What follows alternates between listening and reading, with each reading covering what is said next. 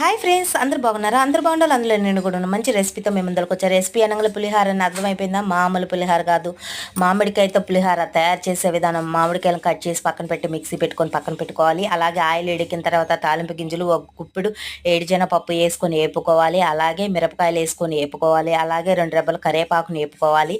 అట్లాగే మామిడికాయని వేసి వేపి కొంచెం సేపు మగ్గనివ్వాలి. మగ్గిన తర్వాత మీ రుచికి తగ్గ ఉప్పుని కొంచెం పసుపుని వేసుకొని మగ్గించుకోవాలి. అలాగే అన్నం వేసుకొని కలుపుకొని ఒక్కో ముద్దకి ఒక్కో టేస్ట్ లాగా ఊరమిరగాయతో ఒక ముద్ద, ఉల్లిపాయతో ఒక ముద్ద వేసుకొని తింటే అబ్బా ఆ టేస్టీనే వేరు ఫ్రెండ్. పులిహార అంటే ఎవరు ఇష్టపడకుండా ప్రతి ఒక్కరు పులిహార ఇష్టపడతారు. అలాగే పులిహార ఇష్టపడే వాళ్ళు కామెంట్ చేయండి.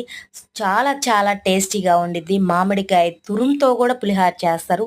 ఒక్కొక్కలాగా ఒక్కో టేస్ట్. నచ్చినట్టయితే సబ్స్క్రైబ్ అబ్బా.